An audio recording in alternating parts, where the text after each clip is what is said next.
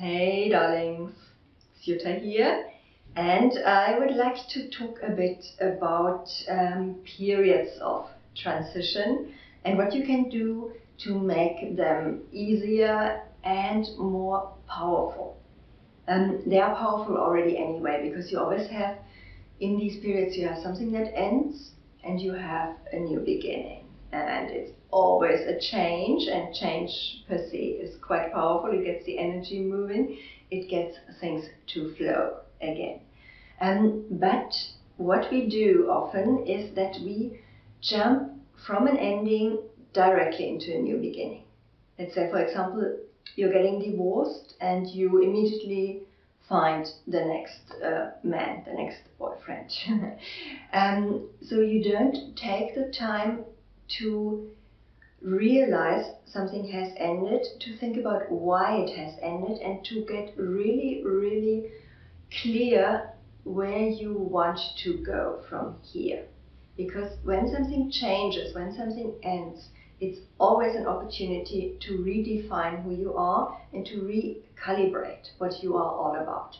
And to be able to do that, you've got to be very much in tune with your core, with who you are within. This period of time between the ending and the beginning is what I call Limbo land. And Limbo land might look quite bleak from the outside, but it is actually a really, really beautiful place. Because it is a place where you can envision, where you can call in, where you can reconnect. You bring about a new life for yourself. It's like a rebirthing process. No? It's like that phoenix burning and then being reborn from the ashes. And while this is a beautiful image, the burning part isn't necessarily that comfortable. And so this is why we often try to avoid it.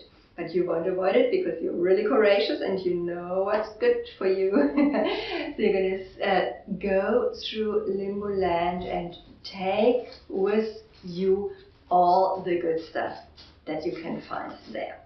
And one way to make this journey easier is to have coaching and healing sessions. I've been working as a coach and a healer for many years, and I've realized that combining the two is the best way to get the quickest results and to work on many different levels at the same time. Okay, let's just look at what these things are. Okay, in coaching, as a coach, I do believe that you have all the answers within. So you know really what you are all about. You know what is best for you, you know what you want, you know where you would like to go, even if you at the surface level seem confused.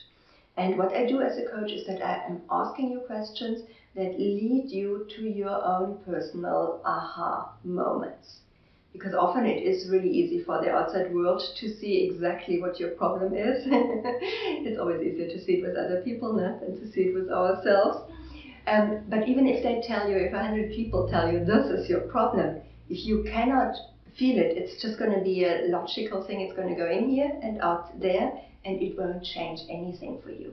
But the moment you for the first time realize for yourself, wow, yes, this is my problem, you are changing. And this is what we facilitate in coaching through asking the questions and through firmly believing that you are holding the answers. Good. The healing part is, in energy healing, I work, obviously, like the name says, I work with energy. Energy is always in motion. The more energy you have, the faster it flows, the better you feel. You feel alive, you feel kind of excited, exhilarated, fulfilled if the energy is flowing freely. But often it doesn't flow freely because we hold it back. And the way we hold it back is through attaching. If you attach to a belief, to a person, to something material, whatever it is, then the moment you attach, you're going to have your hand on that energy and you're holding it there. And then it can't flow freely anymore, and it becomes denser, it slows down.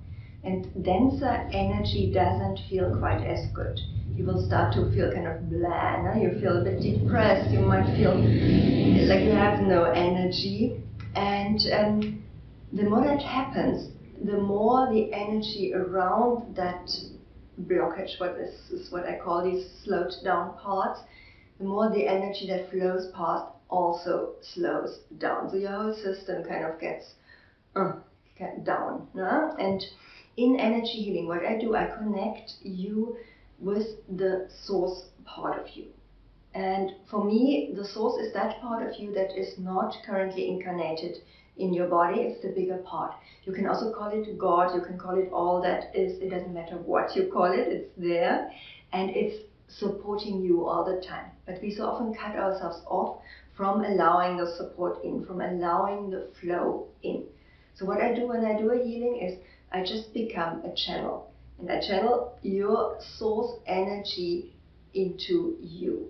And when that starts flowing, you're going to feel so much better. You're going to feel alive. And these dense parts, these blocked parts, because there's an influx of energy, they start to kind of shake. No? And if something is ready, it's going to rattle loose, it's going to come up, and it's going to transform in your system. So it won't be a blockage anymore, it will flow freely again.